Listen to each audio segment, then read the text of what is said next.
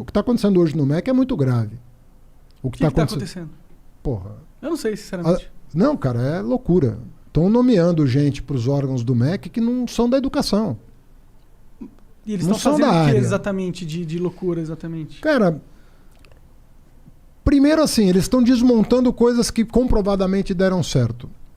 Então, por exemplo, investimento em ciência e tecnologia no Brasil caiu 70%. Aí você fala, pô, não tem dinheiro. Bom, mas para milico tem. Para trator tem. Os trator que o Bolsonaro comprou essa semana. Ele comprou o trator.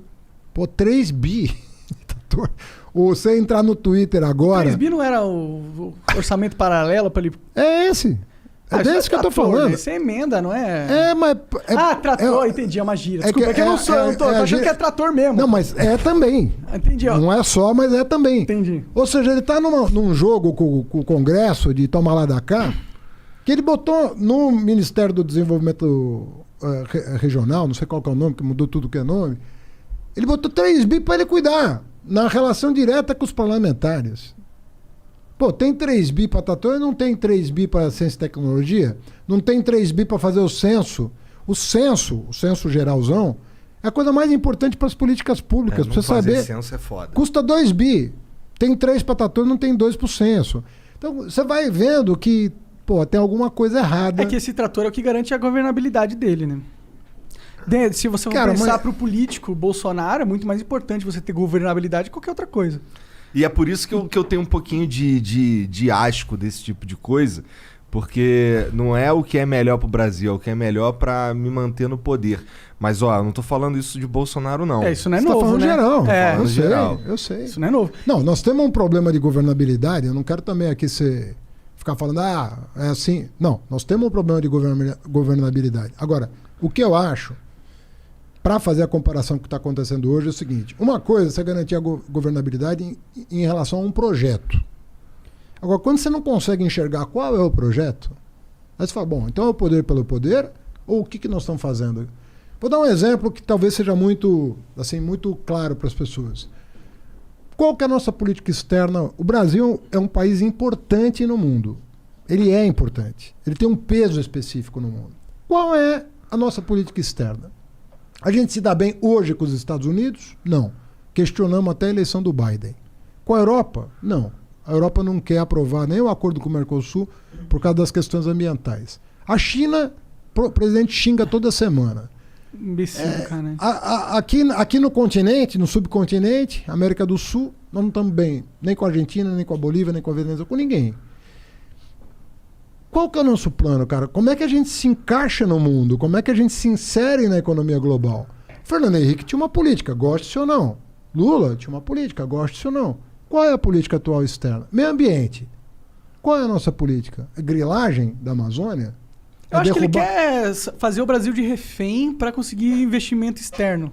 Mas os investimentos estão indo embora com isso. Então, mas ele quer, fazer assim, se você quiser que a gente acabe com o desmatamento, dá tanto dinheiro aqui. Monarquia, esse ano, nós perdemos quantas multinacionais saíram do Brasil? Várias. A Ford, né, começou. Vários estão saindo. Mas tá tendo uma fuga de multinacionais, né? O que eu acho, cara, que a gente... Vê bem, obviamente que eu não sou um cara de extrema direita, eu não gosto de... Extremismo, pra mim, é uma coisa que... Sabe qual é o problema do extremismo? Ele vê o diferente como inimigo. Uhum.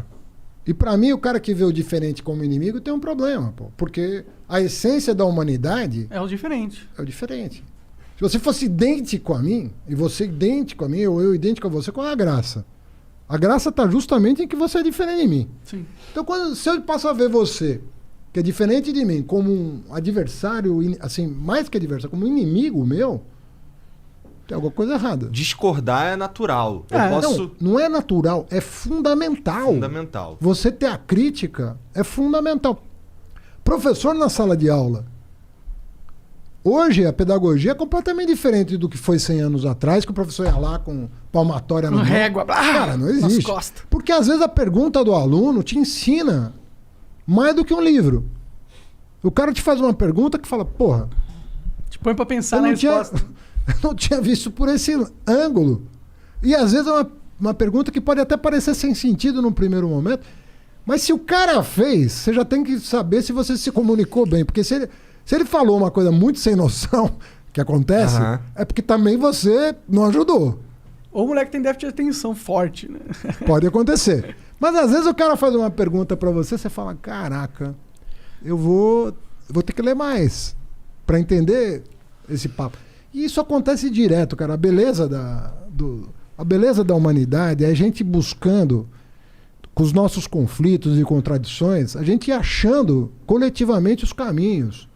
E o bacana da democracia é que, a democracia, assim, ninguém é dono da verdade. A bola tá sempre na mão do povo, que tem que tem o voto ali. É óbvio que a democracia tem todo... Eu tô desiludido com o voto pra caralho, Haddad, assim. A democracia tem todos os problemas que a gente conhece. Uma brasileira mais ainda que as outras, né? Todos os problemas que... Agora, tem melhor? Tem sistema melhor? Tem. Não. Tem sistema melhor que o brasileiro. Tem sistema melhor que democracia? Eu acho que não. Isso. Democracia direta, talvez. É a minha teoria aqui. Mas o Brasil faz pouca consulta popular. Acho que a democracia direta pra tudo é difícil. E quando faz, às vezes, não respeita